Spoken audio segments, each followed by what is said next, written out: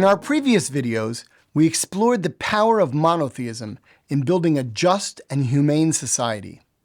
In this one, we're going to see how the Torah that was given to Abraham's children was not just for us, but rather it was designed to transform all human civilization. During Abraham's life, he took the first steps towards spreading the belief in God and a lifestyle based on ethical monotheism. But ultimately, he wasn't meant to do this himself. The job was supposed to be accomplished by that great nation, the Levadad, that was to come from him.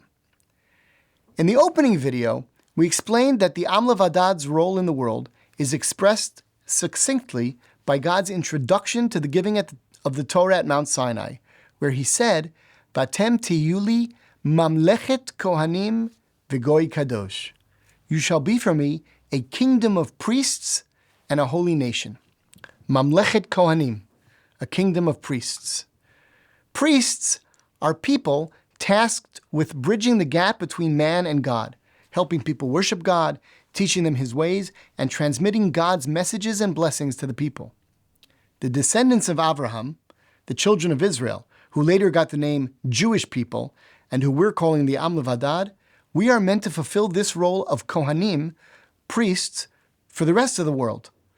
And we were told very clearly that the way for us to do that would be by following the laws of the Torah.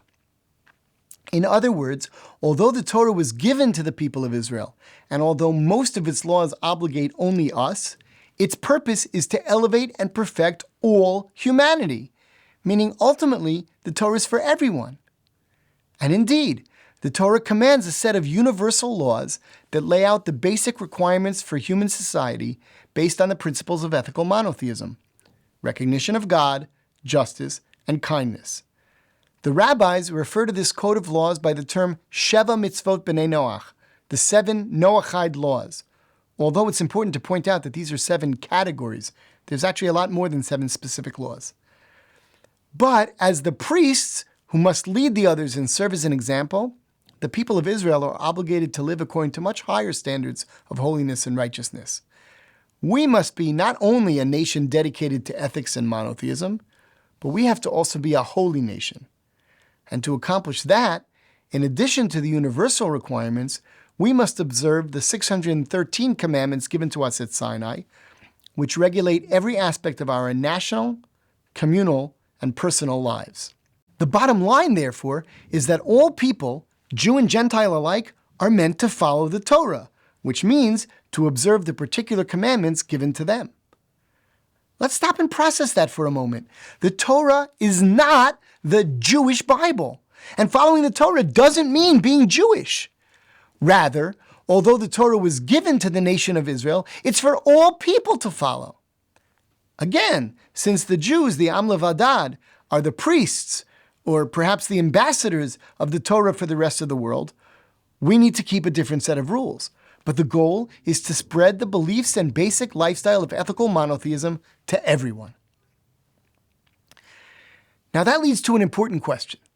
If the Am Levadad's purpose is to bring God's messages to the rest of humanity, wouldn't it make much more sense for us to be dispersed throughout the nations, living as separate communities among the people we're meant to influence, instead of all living by ourselves in the land of Israel?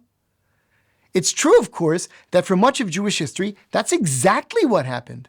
We lived as religious communities in host countries throughout the diaspora, where we were able to interact with other nations and influence their cultures and history.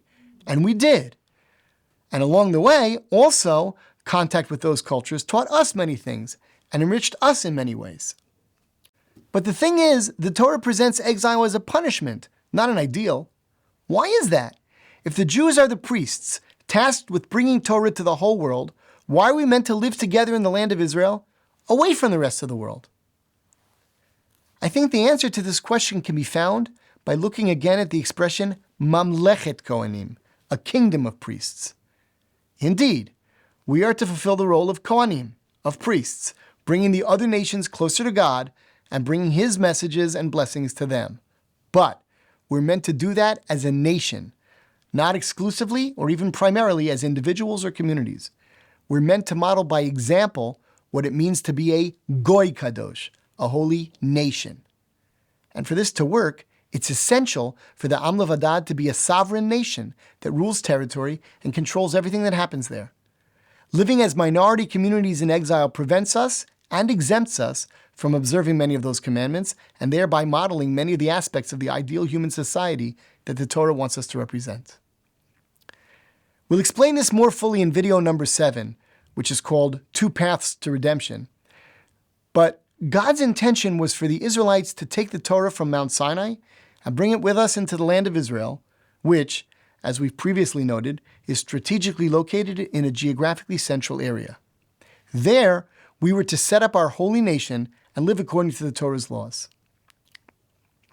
If we would have faithfully carried out this command and implemented all of the Torah systems, we would have created an almost utopian society at the center of human civilization. It would have taken time, but slowly others would come to see the wisdom of the Torah's commandments and would want to build their societies in similar ways. Gradually, the nations of the world would coalesce around these norms, and ethical monotheism would become the basis for all human society. Yeshayahu, Isaiah's inspiring vision of the days to come, would emerge gradually and methodically through a natural process of history. And that, therefore, was God's plan. The Torah was given to the people of Israel as the engine that was to drive all human, moral, and spiritual development worldwide. In the next 2 videos, we'll drill down a bit into the different aspects of the Torah's commands to understand a bit more about how this was supposed to work. And then in video number 7, we'll talk about how God's plan dealt with the possibility that the Am Levadad might not fully live up to its responsibility.